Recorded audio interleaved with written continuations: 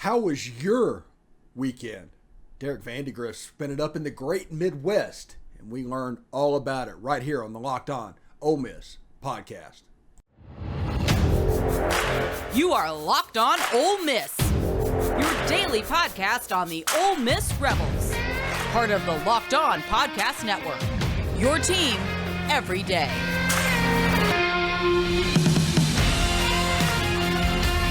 All right, welcome to Locked On Ole Miss podcast. I'm your host, Stephen Willis. Thank you very much for tuning in today. I do want to tell you before all this gets started that today's episode is brought to you by BetOnline.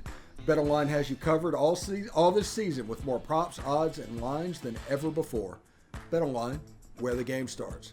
Also, want to tell everybody, thanks for making the Locked On Ole Miss podcast your first listen every day. We're free and available on all platforms, including YouTube. So do us a favor, subscribe to the YouTube channel. We're doing a competition that hopefully we can hit it before the first game, before the Troy game. We want 2,000 YouTube subscribers. So if you haven't subscribed, please do. If you have subscribed, tell a friend and get them to subscribe. If you do that, it would be really, really great for us. So thank you very much for that. We've got Derek Vandygriff coming here talking all about his Omaha adventure. Derek, how you doing, buddy? Man, I'm fantastic. It's the kind of feeling you just can't really put into words, you know. Yeah, it's about a 12-hour drive up there, is it not? Yeah, it actually took us right at 12 hours up there and right at 12 hours back. Drive up there wasn't that bad. I was pretty jacked up, you know. We cut out at 4 o'clock Friday morning, headed up there, and got there right at 4:30 that afternoon, and left Omaha at 3:30 this morning, and pulled back into the driveway at 3:30 this afternoon. I've never been so happy to see my driveway in my life. But it was worth it, right?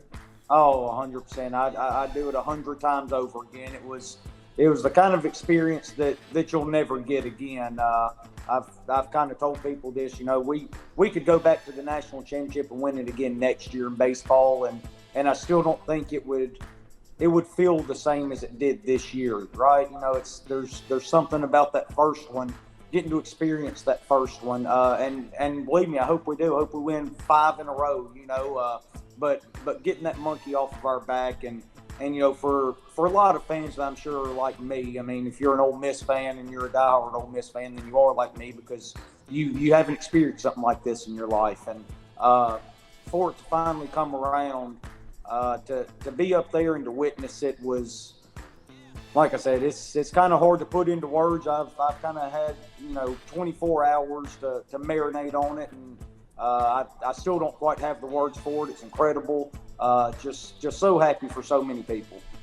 Okay, well then let's go back to the beginning. Whenever you decided to leave Mississippi and go up, walk us through your trip.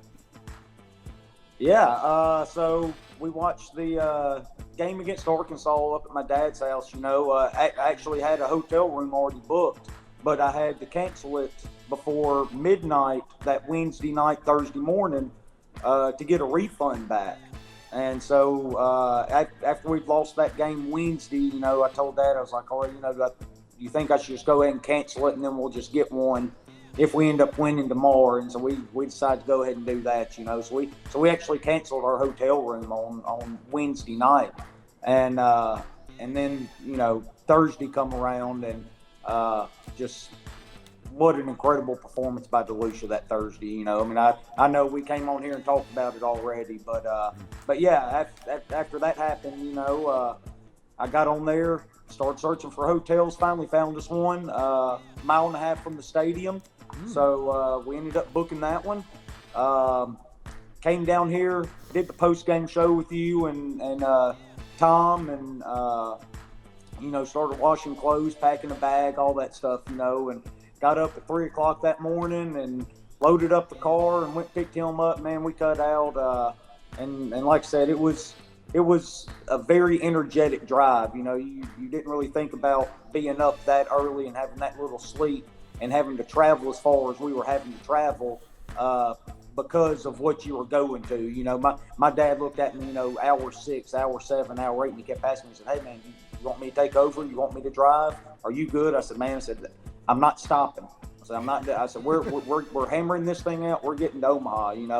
We ended up stopping 3 times the entire trip up there, and my dad had to absolutely beg for that third one because we were like 3 hours out at that point. So that was a lot of fun, and we get up there and we end up still didn't have tickets at this point. By the way, I mean we drove all the way up there without tickets, and so when we got in Friday, we got to the hotel room.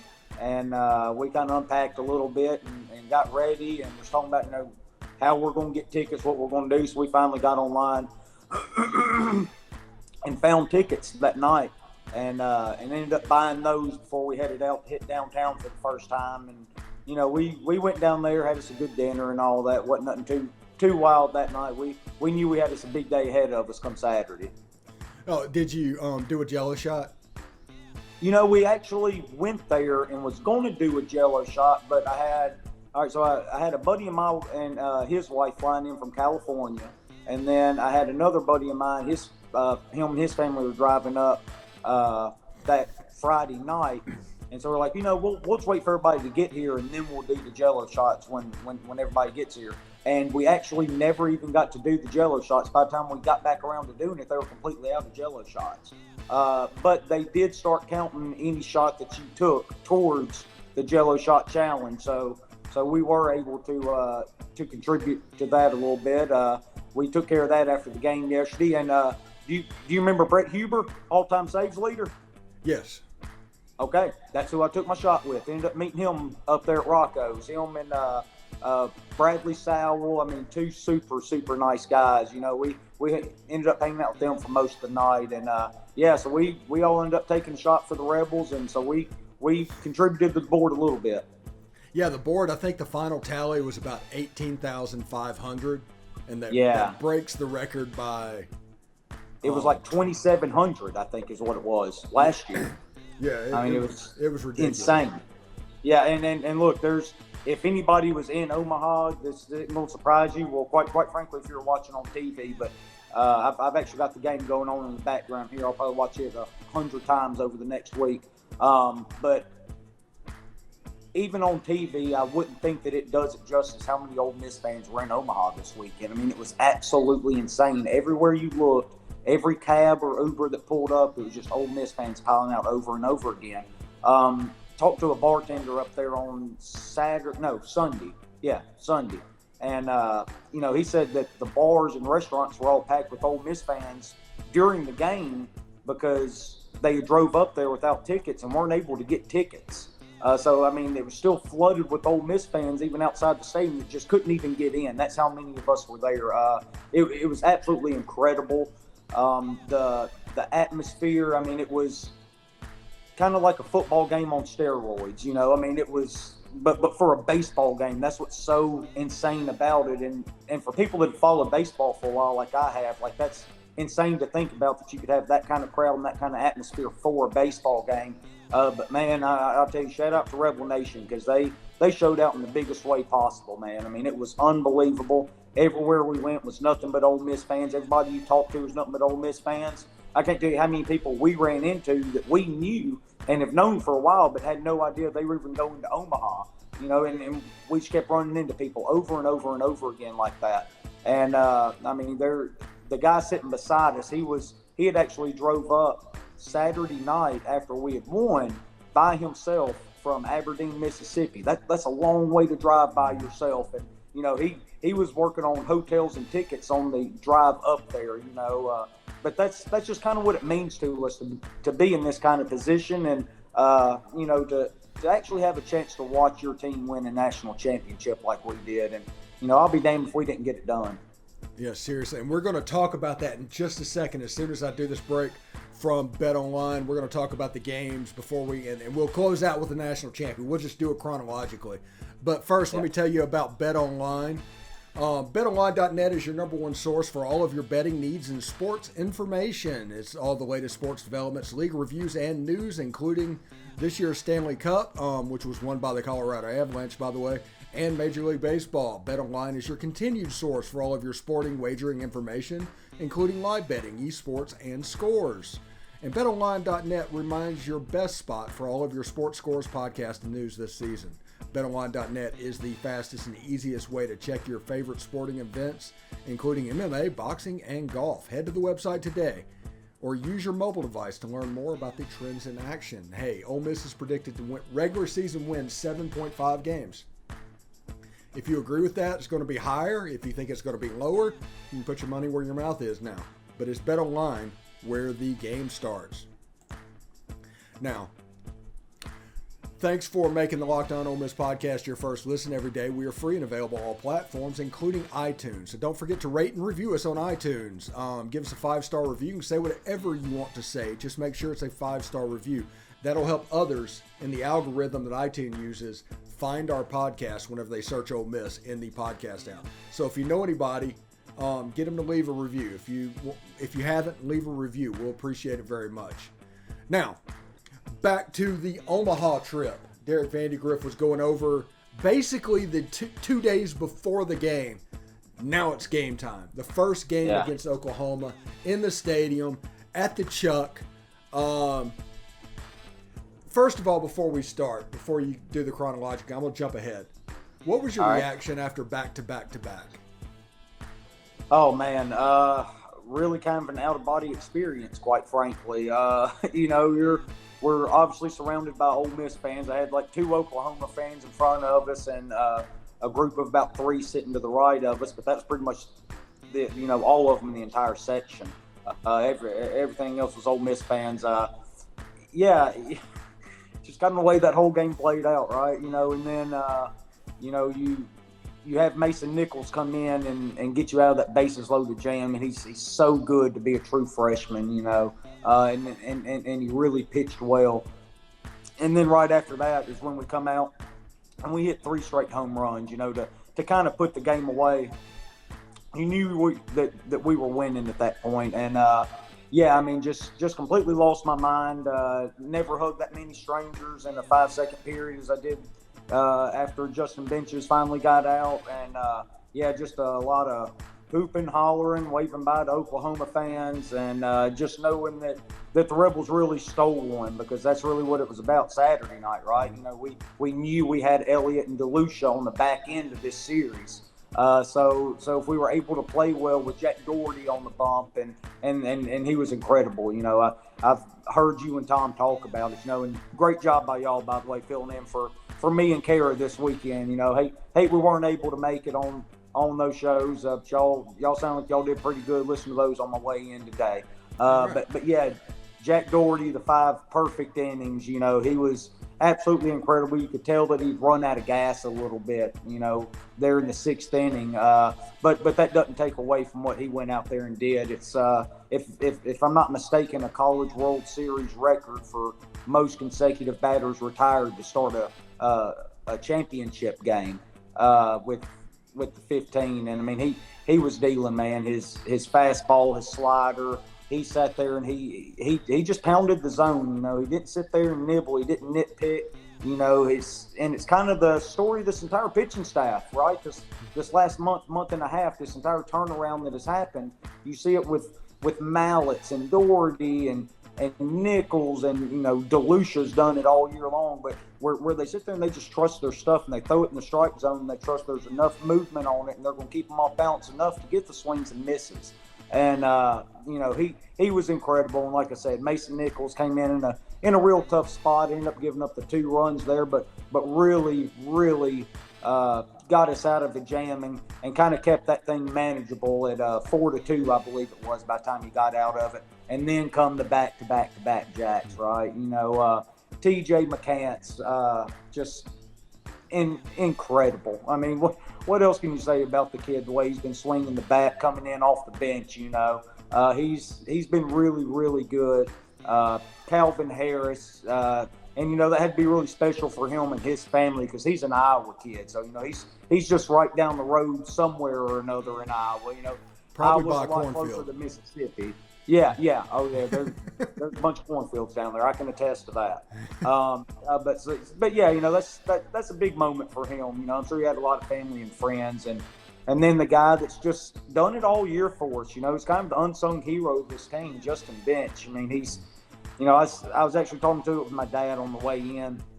We were kind of talking about Justin Bench a little bit, and I was like, that's the guy that doesn't get near enough credit for what happened with this team this year. You look back, he started games in center field, in right field, in third base, started second base back after we had benched Chatagnier during that Kentucky series, and then we moved up to the leadoff spot on top of that, and he really took a hold of it, and he's been incredible all postseason, all season, and just to have a player like that, if you gave me 9 Justin Benches, I'd feel good about any game I ever played in the rest of my life. I mean, he is that good, he's that important, he's that versatile. And but yeah, for those back-to-back home runs, that's when it kind of turned a little bit for us Saturday, where we knew that we were in the driver's seat, that they were going to have to beat Elliott and DeLucia back-to-back, and we knew that was never going to happen. Yeah, absolutely. In hindsight, looking back at the journey Ole Miss had in the tournament, whoever won that game that DeLucia pitched a shutout and beat Arkansas was going to win the national championship. Yeah, there's no doubt about that. And again, we talked about after that game, Connor Nolan, I mean, a heck of a lot of credit to him, too, because he pitched a game of a lifetime, too, I mean, he was dang near unhittable that night. We were just able to scrap across a couple of runs and get the job done that day. But take nothing away from Arkansas. They're a heck of a baseball team, and there's not a doubt in my mind that if they ended up coming out on top Thursday, they'd be sitting in the position we are right now, but they're not. We are. Yeah. Yep, and we're going to get to that in a minute. Before we do, though, me and Tom had a conversation on, I guess, Sunday's show, and Mike Bianco named the stadium after him. Mike Bianco Stadium at Swayze Field. That needs to happen. We also think that everybody talks about the Tim Elko statue, and I don't agree with that. I think it should be a 3-man statue with Kevin Graham, Justin Bench, and Tim Elko. Yeah, it's kind of funny you bring that up. Like I said, I was listening to the shows on the way in today, and I'd heard people bring up the Tim Elko statue after the game Sunday, and I thought, but because I've said it on here before about how proud I was when we got to Omaha specifically for Elko, Graham, and Bench, because of how much they've meant to our program, and what they've given to us. And after I heard somebody talk about that statue, I thought, they need to recreate the Omaha statue with those 3 guys, and that's what it needs to be, because really that's what it's about. That's what this team is. They've held them together. They've carried us. I know Graham got hurt, but man, when he got back from that hand injury, it took him a little while to get back going, get back accustomed to things, but there for a while he was the one carrying that offense. Elko wasn't swinging it particularly well going into the championship series here in Omaha, but Kevin Graham was, and he's always swung it well since he's got his hand back right. And it's the same way with Justin Bench, and it's not taking anything away from Tim Elko. I mean, he's obviously the heart and soul of Ole Miss baseball. He's going to go down as an absolute legend. He's probably going to end up being 90% of the fan base's favorite baseball player ever, and it's well deserved. He earned it. He earned every single bit of that credit and that recognition. But I think those other 2 guys, they deserve a heck of a lot of credit too. Like you said, they've really carried this team this year, and their leadership can't be overstated. Sunday does not happen without all 3 of those guys. No, absolutely not. And it even goes a lot deeper than that, than even those 3 guys. Lord, I could sit here for no telling how long and name the players that kind of got us here. We can go back to the way Josh Mallett's developed and the way he kind of solidified that bridge to get from our starters to Brandon Johnson. Even though we didn't need Brandon Johnson a whole lot this postseason, which is kind of crazy. We've got this stud closer that threw, I think, twice before we ever got, or before last night when we clinched the national championship. And that's a big arm that you're going to bring in big situations. And, but it also speaks a lot to how well Mallett's threw the ball there for the last month and a half, because Mike kept going to him and he kept getting the job done. That's the thing. Like, he never gave him a reason to put anybody else in. Mason Nichols, the way he's progressed, and Gaddis and Washburn, the innings they've been able to give us, and of course Brandon Johnson and DeLucia and Hunter Elliott, and then you turn around and TJ McCants struggled so bad, but we got in the postseason and he was sitting against lefties, but it seemed like every time he would sit against lefty, you bring him in for a defensive replacement, he would just come up and hit a pinch hit home run, and the big steal in that Sunday game for him it ended up being a hit and run, but Mike said that wasn't a hit and run, that was just a straight steal. They were just trying to get him in scoring position, and just again, a leader like Bench being that heady, knowing that he was going to have that hole with the fielder coming to cover second base, and he was able to get the bat out in front of it and poke it through that hole. And just so many guys. Dunhurst behind the plate, the way he was able to improve after such a shaky start defensively.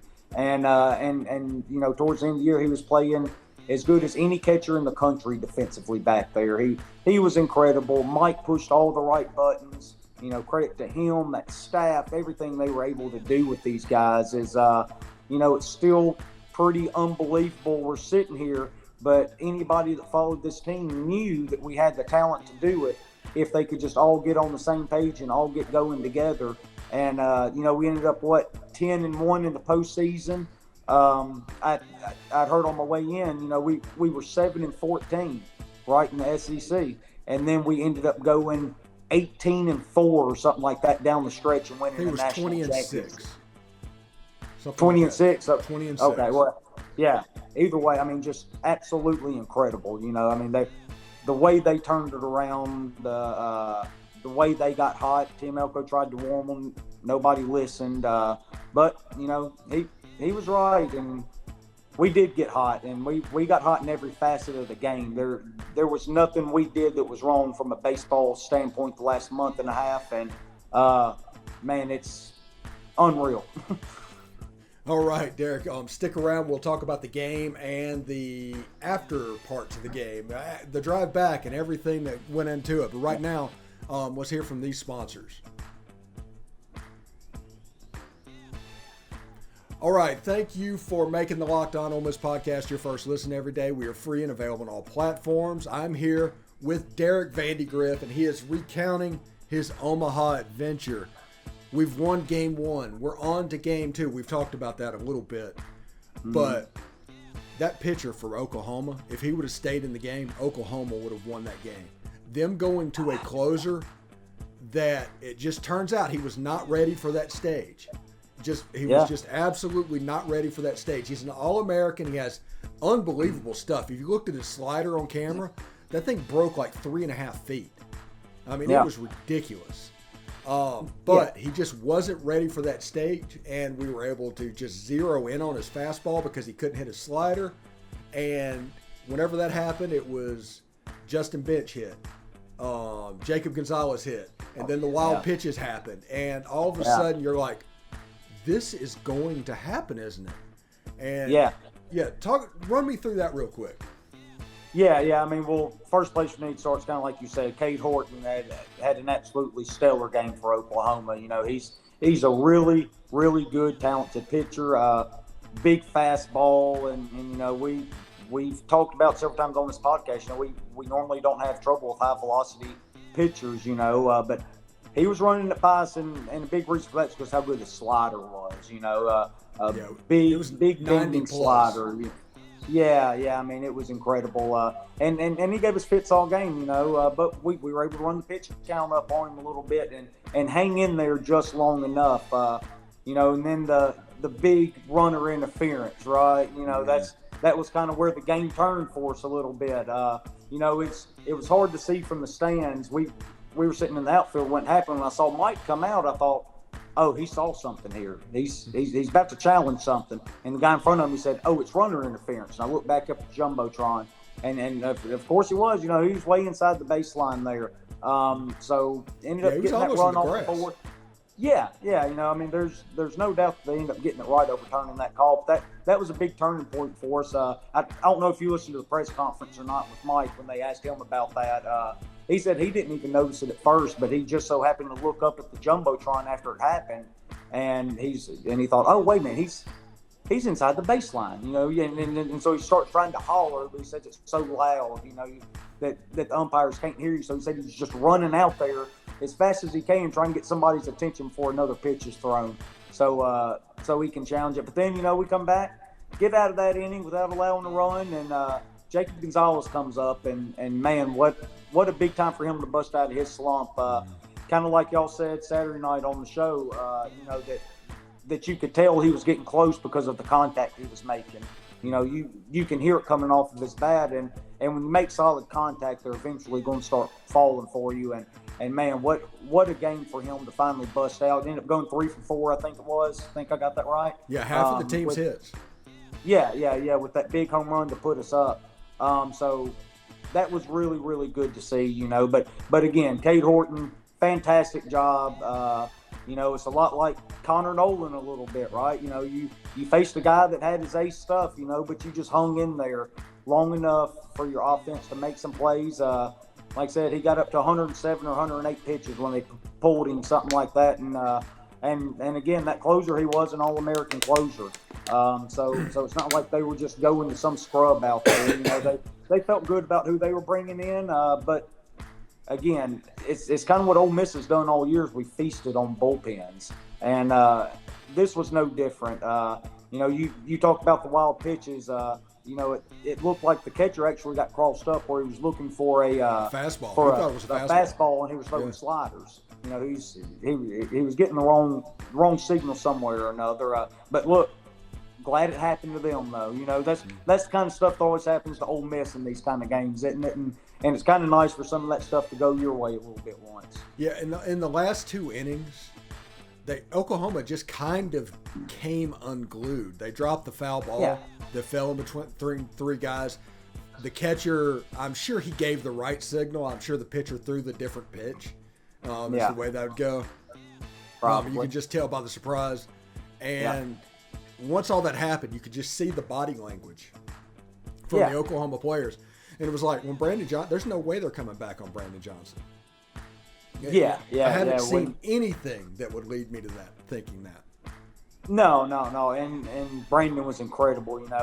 He's pitched once in 2 weeks leading into the national championship game, and Mike goes and gives him the ball, and he tells him to go win him a ring, and his stuff was electric. His fastball, his slider, fastball was really, really heavy, it looked like. I didn't have the best look at it being all the way out in the outfield, but you could tell that they had no chance of catching up to that thing. But kind of backtracking a little bit before Brandon Johnson, we're bringing Mason Nichols there, and he struggles to throw strikes, and ends up giving up the walk, and then you go to John Gaddis, and that's the strike thrower, and then he comes out and he walks the first guy. I actually told my dad, he said, "Why is he bringing in Gaddis?" I said, "Because he's going to fill up the zone. He's going to throw strikes." Then he walks that first guy. He said, "I thought he was throwing strikes." And I said, "Well, he's supposed to. Just give him a minute here. He's going to catch up." But then he gets to that 3-1 right there. Yeah, this is right about the time that I tweeted out, "This is literally killing me." Yeah. But again, so much credit to John Gaddis right there, though. Bases loaded, got a 3-1 count, and has just walked somebody.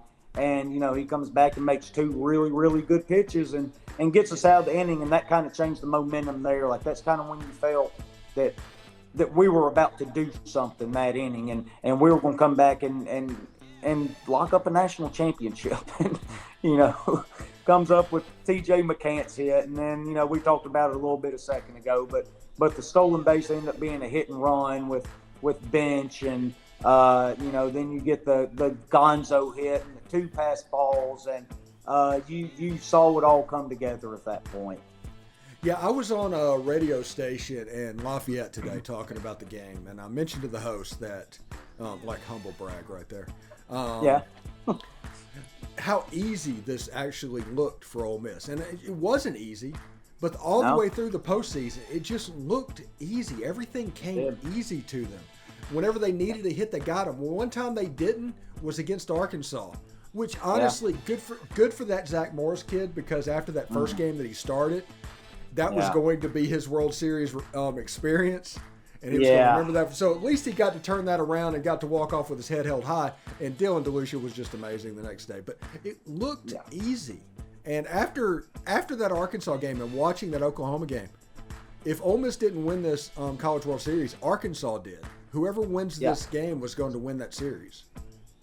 Yeah. Again, we kind of touched on that earlier. You know, those were obviously the two best teams in Omaha this year. You know, and they're really mirror images of each other. If you just kind of look at them, you know, they're between Van Horn and Bianco. You know, I know Ole Miss and Arkansas baseball in particular have a little bit of hatred towards each other as far as fans go and everything.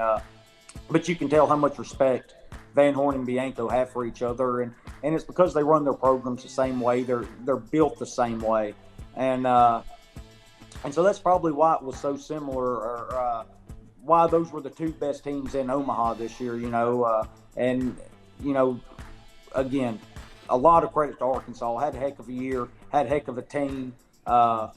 More years than not in the postseason, they're able to get over on us, and Mike was able to get it done for us this time. And you know, you hear about Mike talk about all these coaches texting him all throughout the week, you know, about good luck in Omaha, go get it done and all that. You know, that really speaks worlds about how Mike Bianco is thought of in the coaching community.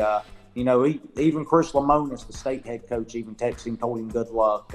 You know, Van Horn, you saw Corbin tweet at him after the game. You know, he's such a respected man in his industry, and you know, thank God he's leading the Rebels, and that Scott Woodward screwed that up all last year for us. All right, now if you want football national championships, you have Georgia, the year before Alabama, and the year before LSU, 3 straight SEC. Then you look at baseball. You have Ole Miss this year, Mississippi State last year, and Vanderbilt the year before that.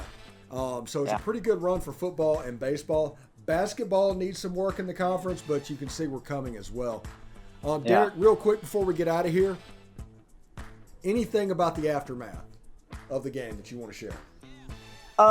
Yeah, I mean, there's so many people I'm happy for. You know, again, the fans, I talked about them earlier. You know, I'm so happy that a lot of people got to experience what I was able to experience this weekend with my dad. You know, I talked about it a lot on here leading up to it, how special it was to me and how much it meant to me to be able to experience that with him, for me and him to go up there. And you know, there was a lot of tears shed afterwards, you know, a whole lot of hugs, you know, not only with him, but with other fans, you know, just complete strangers, but in the moment they don't feel that way. So that's really special. I'm really happy for all the Ole Miss fans that are able to experience that.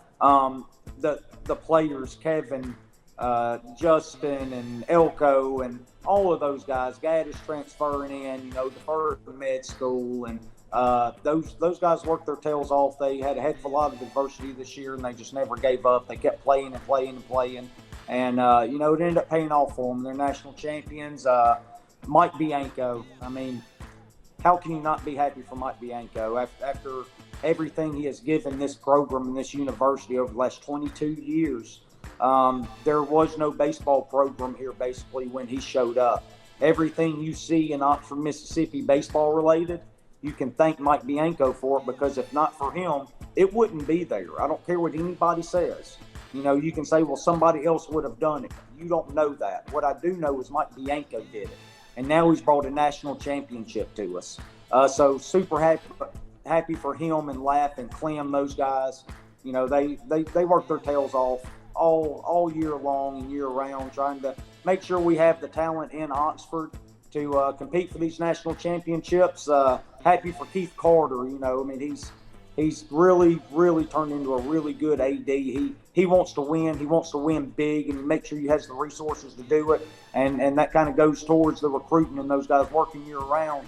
You know, Keith makes sure they have the resources to go out and get those players and get where they need to get them here to Oxford, so we can have a night like we had Sunday night. And my last one, David Kellum, man, how incredible for you. You know, for people that's listened on here, you know I don't have internet. I don't stream games. My entire life and fandom is basically based around DK Metcalf or David Kellum's voice, painting these pictures for me, whether it be baseball, football, whatever, before football was on every Saturday, you know. But specifically baseball, though, you know, I bet you I've listened to him call over 1,000 baseball games in my life, and to see that picture of him and his wife out there after we won the national championship, on the mound, embracing, it really kind of hit me then, that he's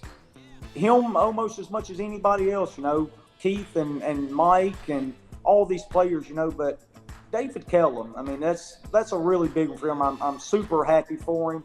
DK's my man. I mean, he's the best in the business, and after however many years he's been doing, I think it's 40-something years he's been calling games now, and he was finally able to call the national championship, and not only did he call it, damn it, they got it done for him, and so that means a heck of a lot to me too.